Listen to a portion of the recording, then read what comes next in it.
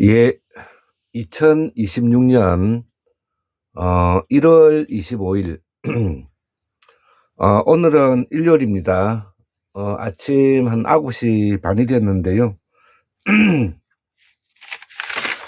오늘 그 태고사의 새발견 235번째 특집 10번째 강의를 하기 위해서 제가 아침에 이렇게 적어 보았습니다. 오늘은 그 두 꼭지의 이야기를 해보고자 합니다.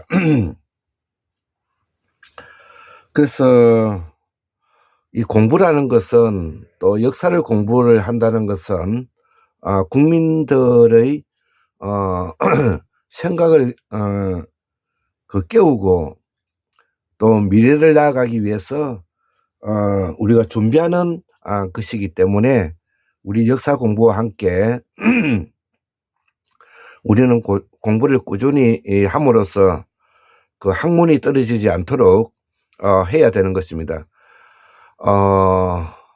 가정에서 그 집안에 학문이 떨어지면 분란이 오고 서로 아기다툼이 일어나는 것과 마찬가지로 국가도 학문이 떨어지면은 결국 나라가 망하게 되는 것입니다. 우리가 조선시대 때만 하더라도 인접 반정 이후에 그거를 이제 개해년에 일어났기 때문에 개해정난이라고도 하는데요. 개해정난 때부터 이완용이가 나라를 팔아먹을 때까지 서인계 노론이 권력을 잡아가지고 친중 세구학파로서 명나라를 섬기다가 결국은 명청교체기에 대처하지 못함으로써 결국 제국주의의 밥이 되어 가지고 미국과 일본이 서로 협작해 가지고 미국은 필리핀을 먹고 일본은 조선을 먹는 그런 어처구니 없는 일이 벌어지지 않았습니까?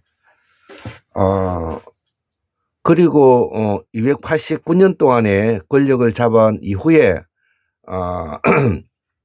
1905년부터 1945년까지 40년 동안 일제 통치에 이제 친일 부역 세력들이 중심이 되어 가지고 또 나라를 거들하게 만들었고, 이후에 과거에 그 카스라테프트 조약으로 인해 가지고 필리핀과 조선을 서로 나눠 먹었던 미국이 2차 세계 대전에 그 성과물로서 전쟁이 끝나면서 대한민국이 분단되고 독립되는가 했더니 메가더 군정 3년을 거치면서 이거를 또 분명히 해야 되는 겁니다. 조선 총독부 40년 동안 하고 난 다음에 미 군중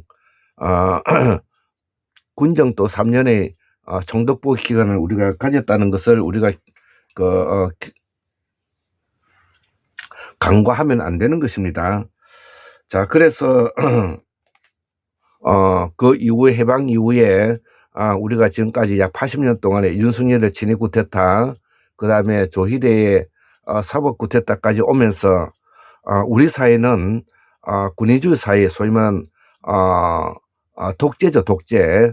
군사 쿠데타 세력에 가지고 또 한 80년 동안에 전제 왕권 국가와 같은 그런 민주주의라는 이름을 달았지만 실질적으로는 인권이 유린되고 민주주의가 퇴화되는 과정을 걸으면서 우리가 여기까지 오게 됐는데요. 그렇기 때문에 여기까지 오면서 우리 이 국민, 우리 시민, 깨있는 이 시민들이 조직된 힘이 필요로 하고 여기에 학문이 떨어지지 않아야 되기 때문에 오늘은 먼저 강의에 앞서서 정치 비평을 잠깐 하고 제가 강의를 하고자 합니다.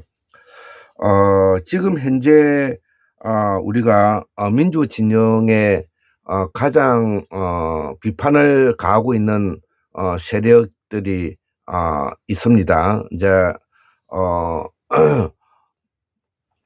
한 파트가 있죠. 쉽게 말해서 뭐 우리가 문학 평론가이신 함동균 선생이라든지 예도 TV에서도 제가 몇 번 보니까 이 문재인을 비판하는 것이 있었습니다. 그뿐만 아니라 우리가 민주진영 분야에서도 지금 현재 문재인을 비판하는 그룹과 문재인을 비판하지 않는 그룹으로 나눠져 있죠. 문재인을 비판하는 그룹은 김용민 TV라든지 그다음에 김성수 TV라든지 그다음에 예도 TV 함동균의 함동균 선생의 TV라든지 이런 TV가 있고 또 저 같은 경우에는 과거에 전선에 한창 윤석열 정부가 전선에 서 있을 때 제가 최동석 원장 인사조직 지금 현재 인사혁신처장으로 가 계시죠. 최동석 박사님과 또 이 환구무명학술에서도 우리가 문재인 문바들에 대해서 엄청난 비판을 했던 것입니다. 오늘날의 윤석열 정권을 만들게 된 것은 문재인의 실종과 문재인의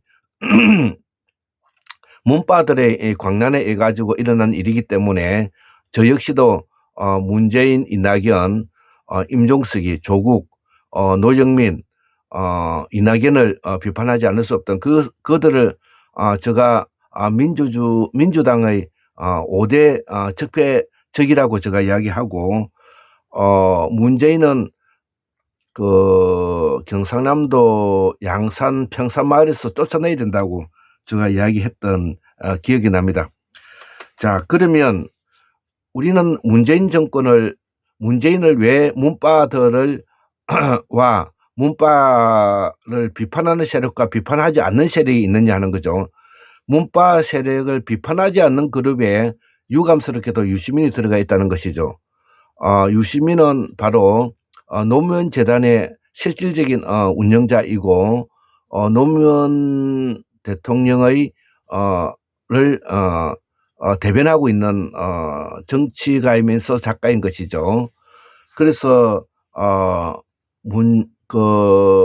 노무현 재단의 알릴레오 TV 100만이 넘죠. 그 100만이 넘는 이 알릴레오를 통해서 막강한 이제 민주진영의 스피커로서 역할을 하고 있고 또 시사 정치 엔터테인먼트 김어준이가 겸수는 힘들다 가 또 100만이 넘는 대형 유튜브로서 실질적으로 더불어민주당 민주진영을 대변하는 스피커인 것으로 부인할 수가 없는 것이죠. 물론 여기에 매불쇼도 있고요. 여러 매체가 있는데 제가 다 할 수는 없지만 분명한 것은 더불어민주당 민주당 진영 내에 우리가 이 문재인 대통령을 비판하는 세력과 비판하지 않는 세력이 나눠져 있다는 겁니다. 자, 그래서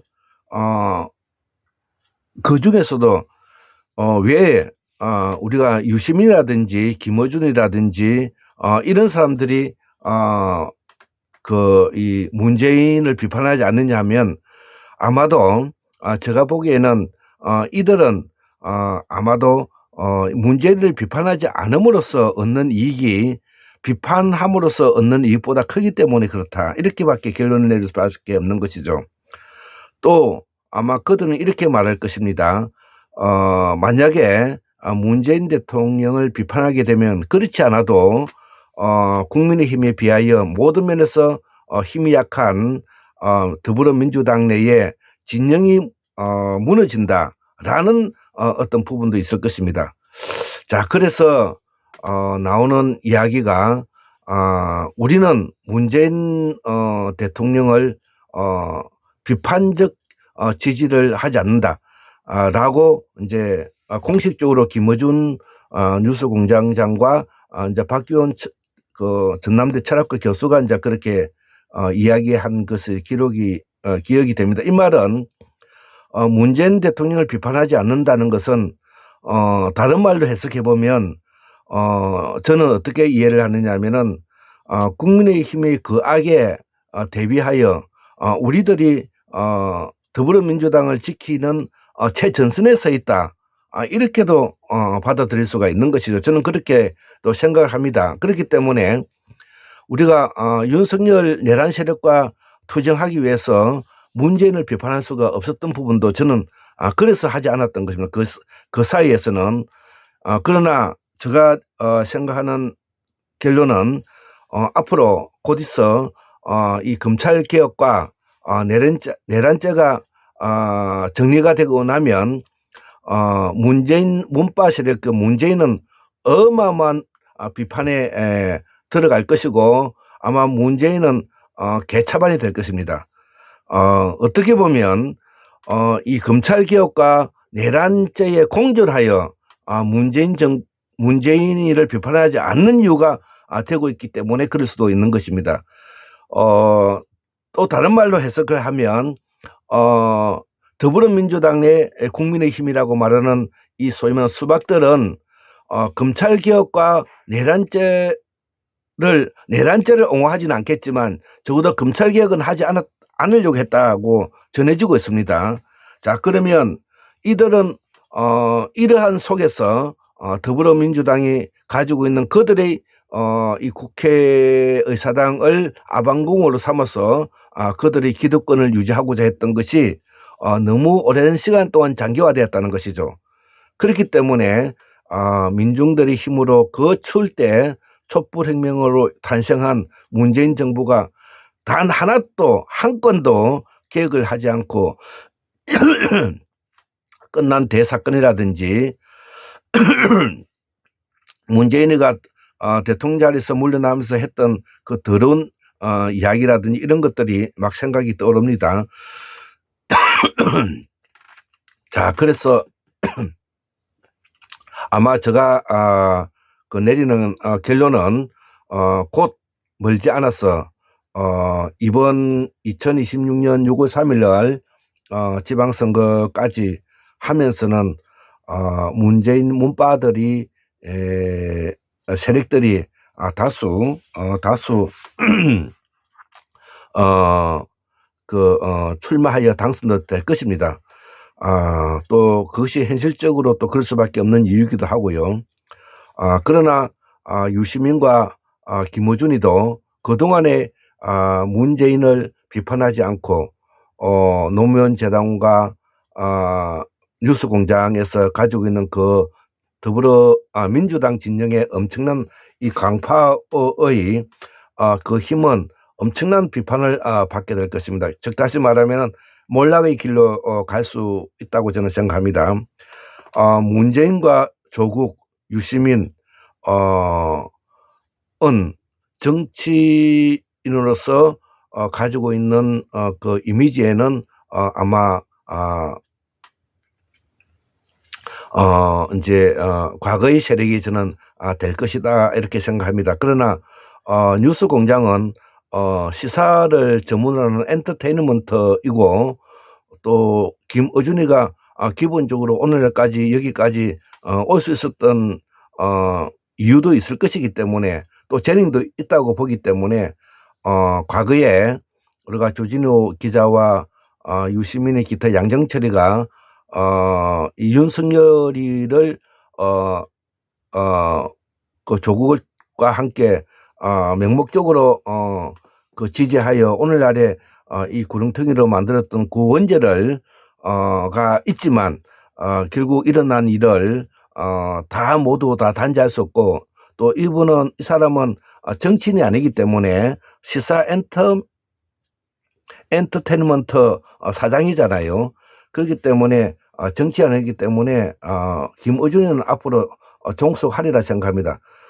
또 한편 김어준이와 박구영 교수가 철학적인 부분과 시사적인 부분을 전 세계에 지금 각 변하고 있는 이런 시기에 또 중심에 대해서 이것을 하고 있는 순기능도 저는 있다고 보고 있습니다. 자, 그래서 오늘은 우리가 문재인 대통령을 비판하는 세력과 비판하지 않음으로써 기득권을 누리고 있는 세력의 를 종합해서 우리가 이 이야기도 들어보고 저 이야기도 들어보면서 앞으로 공부를 해 나갔으면 좋겠습니다. 자, 그래서 제가 오늘은 요 빨간 글씨로 적어놓은 요거부터 먼저 읽고 강의를 해보도록 하겠습니다. 그래서 대표적으로 함동균과 예도TV에서 문재인 대통령을 비판하는 세력들에 대응하여 제가 적어보았던 글입니다. 유시민, 김어준, 조국이 문재인의 실정을 비판하지 않았던 것은 알릴레오로 하는 문파 패밀리의 기득권을 놓칠까 두려워했기 때문일 것이다. 여기에 최대 걸림돌이 이재명이었다. 민주당 내에. 그래서 문재인과 이낙연을 중심으로 하는 민주당 내 국민의힘 기득권 세력이, 저는 이들을 민주당 내의 국민의힘이라고 봅니다. 기득권 세력이 다시 2026년 6.3 선거에 채비를 하고 있다고 저는 알고 있습니다. 그 대표적인 사람이 교육부 장관을 했던 유은혜인데, 제가 이 유은혜만 생각하면은 화가 치밀어 오르는데요. 그 이유는 우리가 교육부 장관으로서 이 친일 세력들에 대한 친일 사학에 대한 그 어떠한 개혁을 하지 않았던 것이고 바보입니다. 이 유언에는 얼굴만 포장되어 있는 그런 바보들이다, 이렇게 생각을 저는 합니다. 그래서 경기 교육감 준비를 하고 있다고 제가 들었습니다. 이들은 권위주의 정권의 일정한 역할을 했죠. 학생운동을 하면서. 그러나 정치 세력이 되어서는 민생에게 도움을 준 적이 없다 이거죠. 문재인의 부동산 폭락이라든지 노무현 대통령 시절 때 부동산이 오히려 새누리당의 시절 때보다도 더 많이 올랐다는 이유가 바로 그런 것입니다. 이 말은 좀 더 심하게 말하면 우리 민주당 정권 때 부동산을 올려가지고 서민을 몰락시키고 기득권들에게 아가리에 돈을 쳐넣어줬다, 이렇게 이야기를 할 수가 있습니다. 자, 그래서 하고 일정한 정치 세력이 되어서는 민생에게 도움을 준 적이 없다. 그 대표적인 것이 촛불혁명의 무산이다 이거죠. 자, 그래서 검찰개혁 내란죄가 단죄가 끝나고 나면은 문파 세력에 대한 대대적인 비판이 나오리라 생각한다. 이들은 민주당 내 국민의힘이기 때문이다. 이번까지는 이들에게 기회가 주어지리라 생각한다.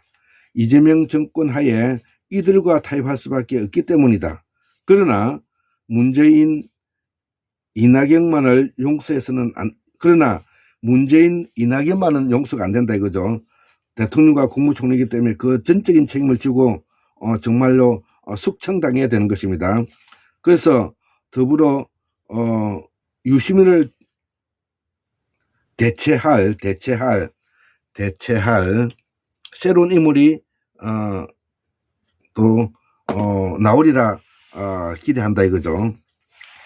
난 개인적으로 김어준 스피커는 필요하고 문재인이 타도되고 나면 해결된다고 생각한다 이거죠. 자, 그래서 전두환이 5.18을 끝까지 사과하지 않았듯이 문재인도 윤석열 정권 탄생에 끝까지 사과하지 않으리라 저는 생각을 합니다. 자, 이렇게 한 20분에 걸쳐서 정치 논평을 좀 하고요. 제가 오늘 마지막 특집 10번째 우리가 사는 21세기는 권위주의 폭력에서 범용 AI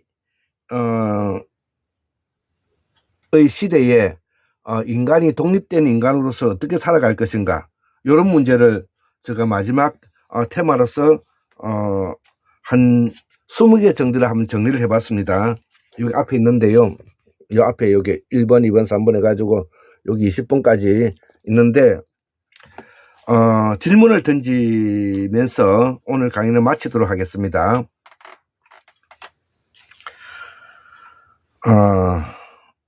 첫 번째, 범용 AGI 시대 때 2026년이죠. 지금 현재 이 시기에 21세기에 1분기가 지나갔죠. 4분기에 1분기인 25년이 지나고 이제 26년 2분기에 들어갔잖아요. 이 시기에 우리 인간이 어떻게 해야 할 것인가에 대한 질문인 것입니다. 우리가 쓰고 있는 말은 범어이고 산스크리트인가? 우리가 쓰고 있는 말은 과연 범어이고 산스크리트인가? 두 번째, 왜 저 따뜻한 지방에 살고 있었던 사람들이 고산족이 되어서 천축국에 살게 되었을까? 왜 북쪽 추운데 그게 골짜기에 그렇게 살게 되었을까? 이런 걸 우리가 질문을 던져보는 겁니다. 세 번째, 신석기 혁명, 이거를 새석기 혁명이라고 하는데 돌을 깎아가지고 화살촉을 만드는 걸 말합니다. 그리고 2500년 전에, 25000년 전에 출발한 흑요석 혁명과는 어떤 차이가 있고 어떤 결과를 낳았는가, 이런 거에 대해서 제가 질문을 하고 제가 그동안의 강의 속에서 답을 한번 찾아보시기 바랍니다. 네 번째, 인간이 인간을 지배 명령하는 시점은 어느 때인가? 협력의 단계에서 계급화가 되고 사냥의 몰이식 사냥에서 타켓 사냥이 가능하게 되었다는 것입니다. 자, 다섯 번째, 수로를 이용한 농경, 벼농사는 천문학을 동반해야 된다는 것이고요. 여섯 번째, 시간의 무 개념에서, 시간이 없다는 개념에서 우리가 봄, 여름, 가을, 겨울 문명을 만들었다 이거죠. 자, 그래서 사회적 지배 체제인 구조가 필요하게 되었다는 겁니다. 그래서 부족 공동체 사회에서 호족 공동체 사회로 나타나게 되었고, 권위의 상징물로서 연금술이 발달하게 되었다 이거죠. 청동기의 문명을 말하는 겁니다. 구리에다가 주석이 섞인 것을 말하는 거죠. 일곱 번째, 천문학 플러스 연금술이 결합하면서 특수한 신분, 즉 샤먼이 탄생했다는 겁니다. 자, 그래서 샤먼 제국, 문명, 문화, 사상, 제도가 온누리에 퍼져나가 이때 사용한 말이 우리가 쓰고 있는 말이고 범어이고 산스크리트다 이거죠. 그 이전의 언어는 브라흐미 언어와 마야 언어다 이거죠. 여덟 번째, 황제의 제국은 샤먼 제국이고 제후국으로서 중국이 중심이 되었다 이거죠. 황제국의 황제들이 다스리고 있는 그 땅을 우리가 중국이라고 한다 이거죠. 그래서 우리는 지금 현재 중국을 진화라고 불려야 되고 아니면 중공이라 불려야 되는 겁니다. 그래서 황제의 제후국과 봉건제도는 시원적으로 약간 차이가 있다는 것이죠. 황제의 제후국과 봉건제도는 시원적으로 차이가 있다는 겁니다. 아홉 번째, 제후국이 분리 독립하면서, 즉 황제의 그늘에서 벗어나면서 춘추 전국시대를 맞이했다는 겁니다. 이것이 바로 인간에게 엄청난 전쟁이 시작되는 그런 계기점이 되었다는 겁니다. 혼란의 시기였다. 춘추 전국시대가 바로 그런 시대죠. 황제와 제후국, 즉 봉군주의가 결합된 것이 우리가 군현제다 이거죠. 시황제라고 말하는 진시황이 바로 황제의 권력 위에 중앙 집권적인 군현제, 즉 중앙정부에서 지방정부로 신하를 파견하는 것을 우리가 군현제라고 말합니다. 10번째, 군현제를 바탕으로 하는 통치 제도는 약 2500년 동안 지속되었죠. 예, 우리가 조선이 망할 때까지 그 모습을 보았던 것입니다. 그 시기에 왕이 국가를 형성하고 있는 이런 시기에 정치, 경제, 사상, 문화, 예술이 어떠한 지배하에 있었던가를 우리가 한번 미루어 짐작해 보고요. 오늘날에 우리가 문화라고 말하는 이런 엄청난 문화재가 국가 권력이 동반되지 않았으면 이루어지기 어렵다는 것을 한번 생각해 주시기 바랍니다. 예를 들면은 서양의 성 바오로 성당이라든지 성 소피아 성당 같은 것이 그런 것이고, 일본의 호루사 절이라든지 금융사라 그러죠. 그 다음에 우리나라의 불국사 같은 것이 바로 그런 것입니다.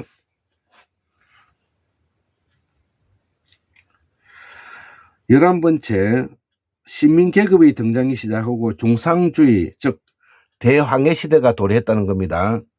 한 15세기, 16세기 때 일어난 일인데요. 대황해를 통해서 삼원 제국은 본격적으로 붕괴되기 시작했다, 이렇게 보면 되겠습니다. 그 결과 시민계급과 중상주의의 바탕을 두어서 그 결과 제1차, 2차 세계대전이 발발하였다 이거죠. 그러면서 산업혁명으로서 기술혁명의 비약적인 발달 때문에 일어난 일들이라 이거죠.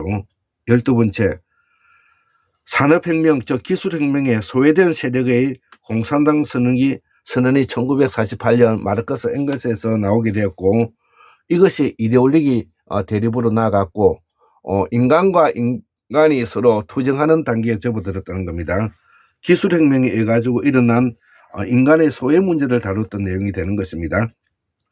13번째, 이데올로기의 붕괴 이후에, 즉 공산주의 자유주의 진영의 이데올로기 붕괴 이후에 AI 인공지능의 시대에 도래했고, 특히 AI 인공지능 시대 때 범용 인공지능 AGI에 인간 독트린이 탄생했다는 것이죠. 즉 다시 말하면 기술혁명에 의해 인간의 소외현상을 겪으면서 공산당 선언에 의해 가지고 인간과 인간의 계급투쟁이 일어났던 것이 지금은 범용 인공지능을 통해서 인간 독트린이, 인간이 스스로 인간이 어떻게 앞으로 살 것인가, 인간 독트린이 탄생했다는 이야기입니다.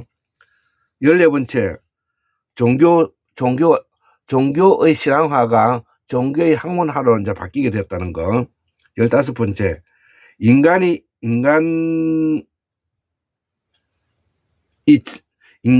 인간의 적이 되었던 계급투쟁이 이 산업혁명 이후 약 200년 동안의 결과물이 여기 있다는 것이죠. 그래서 소외와 우울과 공포가 바로 우리가 지난 앞에서도 이야기했던 계급투쟁과 관계되는 겁니다. 이데올로기 투쟁과도 관계되는 겁니다. 16번째,